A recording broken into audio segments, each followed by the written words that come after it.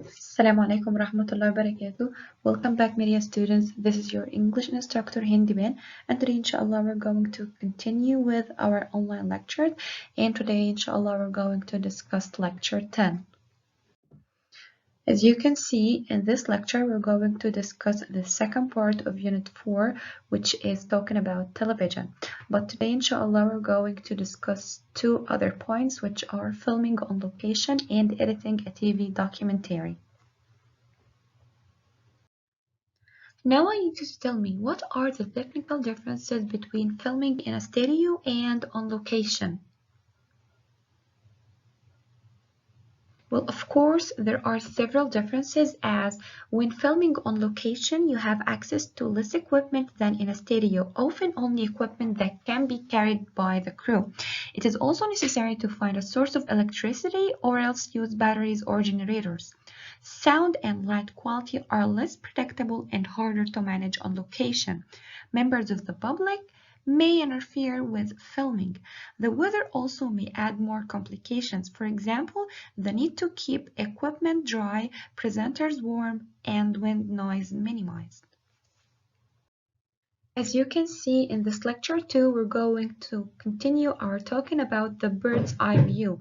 And in today's lecture, the bird's eye view crew are on location at a border crossing point. I need you to read the following conversation very well in order to be able to answer the following exercises.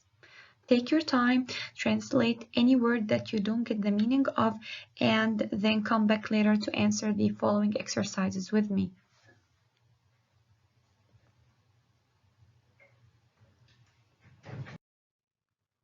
After reading the conversation, I need you now to read these sentences and tick the things that they have discussed. Number 1, we have here the sequence of shots taken. Did they discuss this point? Well, of course they did. What about the border guard's change of attitude? They have discussed it also. What about the effect of the weather on lightning? What about the distance from the capital? Okay, the place where Neil is going to read his script. This point was also discussed. And the last one here, technical problems with the camera. As you can see, they haven't discussed this point. This is one of the most important exercises as usual. This is a definitions exercise. So we're going to complete these definitions by using the terms in the books. These are the terms we're going to use, and they are pan, personal mic, POV, pull focus, title, tracing shot, walkie-talkie, and windshield. The first one here is already done, but we're going to read it anyways. And it says, a covering used to protect a microphone from the noise created by the wind. This is, as you can see, is a windshield. Okay, number 2, a shot where the camera is moved horizontally left to right or right to left. This is a pan. Very good. Okay, number 3, filming with the camera placed on a wheeled carriage going along a rail track. This means tracing shot. Very well. Number 4, where the reporter or presenter walks and talks to the camera at the same time. This is a walkie-talkie. All right, number 5, shot where the camera is moved vertically up or down. Up or down. This is a title. Okay, number 6, shot where the camera is used to represent the viewpoint of a subject. This is a POV. Okay, number 7, shot where the camera's focus is moved from one point to another. This is a pull focus. And the last one, a small microphone often used for interviews and PTCs. This is a personal mic. Now I need you to go back and read the previous conversation in order to refresh your memory with the information included. And after reading it carefully, I need you to come back here and try to answer this exercise. And in this exercise, we're going to tick the phrases that you read in the previous conversation, and you will do it as an assignment. And as the second assignment for this lecture, you're going to use the words in bold in this exercise, and then you're going to mention the things that you could or need to do to improve your English, of course, with the words in bold in this exercise. So take your time, read this exercise carefully, and of course, after reading the previous conversation very well.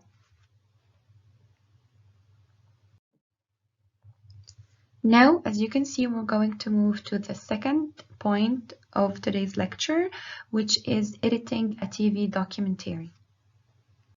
In this exercise, I need you to read the following email, and of course, you're going to read it carefully and very well because we're going to answer some questions that are related to it. This is an email from Donna, as you can see, and Donna is the bird's eye view editor. And again, after reading it carefully, we're going to answer some questions related to it. Okay guys, I need you to take your time reading this part. You can pause this video and read it more than one time. And of course, if there is any difficult word, you can use your dictionaries to get the Arabic meaning. And after reading it carefully, you can come back to answer the exercises together. Okay, after reading the previous email, I need you now to answer the first question. Why has Donna sent this email? Why has Donna sent this email?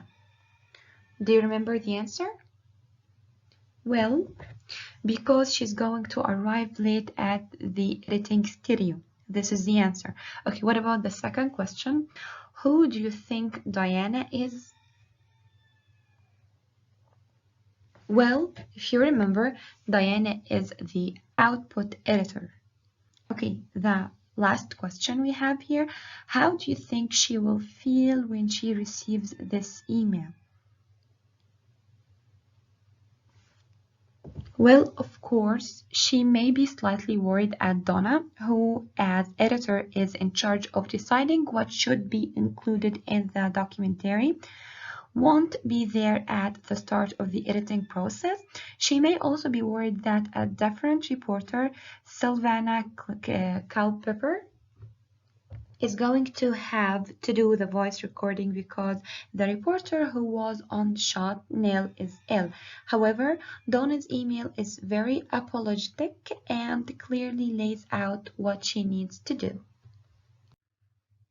And again, with another definitions exercise, we're going to use the words in bold in the previous email in order to complete the following definitions. And the words we have here are laid down, reality-free compilation CD, EDL, intercut, and shot list. Number one is already done, but we're going to read it anyways. Sounds and images produced for a program or film. The answer here, of course, is effects. Okay, number two, to record, it means lay down. Number three, a CD containing music you don't need to pay the composer to use.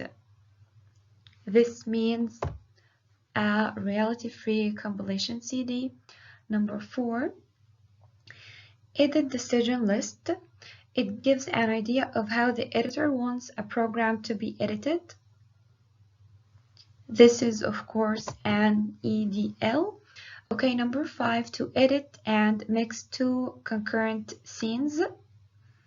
This is an intercut. Okay, and the last one we have here, a list of shots that the crew shot on location with a description and their time code. This means a shot list. At this point, as you can see, the SPC crew have come back from filming on location. Donna and Neil are now finalizing the on-location section of the program for bird's eye view with the output editor, Diana. I need you now to read the following conversation and then answer some questions that are related to it.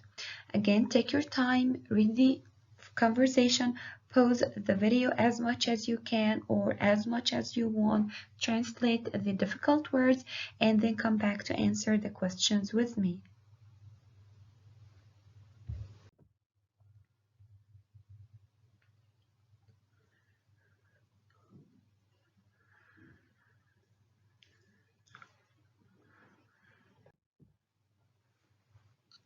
With the first question, is Diana happy with Donna and her team? Well, the answer is, of course, yes, she is. Okay, what about the second question? Why Nell in a hurry? Well, if you read it carefully, you would find out that he has a work commitment in Liverpool. Okay. Now, in this exercise, we are going to complete the following definitions too by using words in the books. And of course, these words are from the previous conversation. The words we have are clip spotter, time code, reconstruction, booth, script, and mix. Number one, we have here gradual change made by the output editor from one shot to another so that you can actually see the next shot appearing.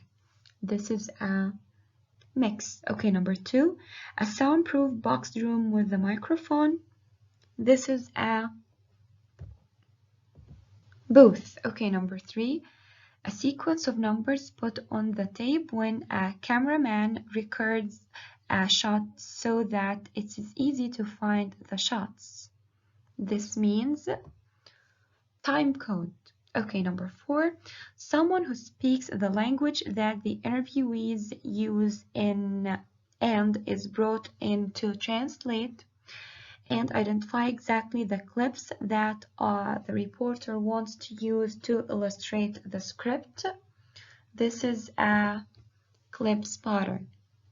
Number five, the narrative spoken by the reporter in the booth.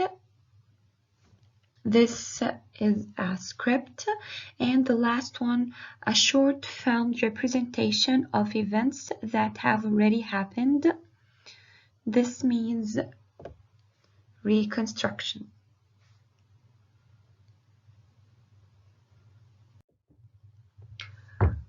With this exercise, I need you to go back and read the previous conversation in order to match the beginnings from 1 to 6 to the endings from A to F. Okay, the beginnings we have are, I started off with some GVs and tracking. I followed your suggestion in your email to intercut it. It's almost like a reconstruction. I've got all time. Can I record? The booths all set. Okay, the finals or the endings we have are codes here, up for you, my voice now, with some sequences you shot at the border, of someone being trafficked, shots then moved on to the interviews you said. Okay, number one, I started off with some GVs and tracking. Shots then moved on the interviews you did. Okay, this is the answer of the first sentence. What about number two? I followed your suggestion in your email and intercut it. Of course, with some sequences you shot at the border. Okay, number 3. It's almost like a reconstruction of someone being trafficked. Number 4. I've got all time. Yes, codes here. I've got all time codes here. Okay, number 5. Can I record? Yes, my voice now. And the last one, the booth all set up for you.